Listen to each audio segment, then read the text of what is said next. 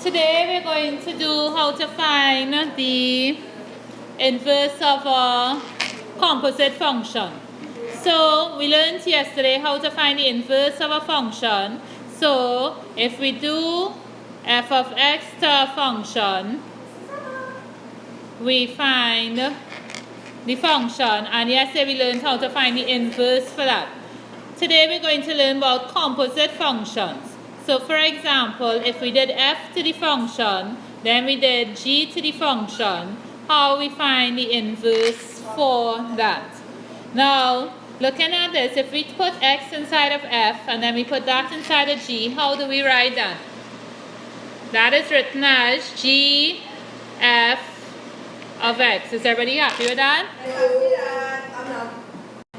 So, if I want to find the inverse of g f of x, if I want the inverse of this whole thing, I can either work out g f of x and put the inverse to that, or I could inverse g, yes, and then inverse f to get back here. Is everybody okay with that? No, I don't understand. So that would be x, I would do g inverse followed by f inverse. 1 second. So fg inverse of x is g inverse f inverse of x, and gf inverse of x is f inverse g inverse x. Okay, so let's do an example. This example will take a little while, so please follow straight through. Very simple, but please follow it. If f of x is 2x and g of x is 3x plus 5. Okay, so let's just do a little revision. If we want fg of x, let's try that. So we put, it means we're going to find f of g of x, which means 2 by 3x plus 5, which gives us 6x plus 5. Alright, so it's not plus 5, it is plus 10.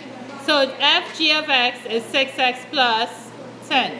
Okay, so now let's try to work out fg inverse of x. So the first step is let y be equal to 6x plus 10. Next step is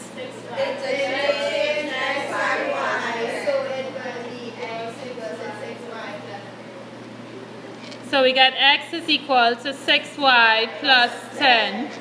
Then we make y the subject of the formula. So you get 6y is equal to x minus 10, both over 6. So you get y is equal over 6. And the last part, fg inverse of x is equal to x minus 10 over 6. Okay, so let's recall, we're dealing with the same question. F of x is equal to 2x and g of x is equal to 3x plus 5. That was the question. So let's find the inverse of f. If we find the inverse of f, how do we do that? We say let y be equal to 2x, interchange x and y, and we get that x is equal, so 2y is equal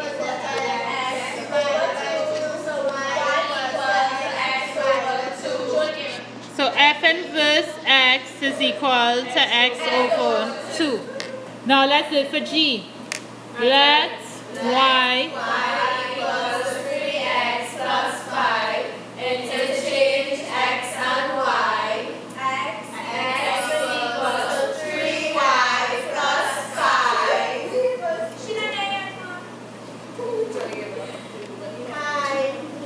3y plus 5 equals x. 3y equals x minus 5. 3y equals 3 over 3. Y equals x minus 5 over 3.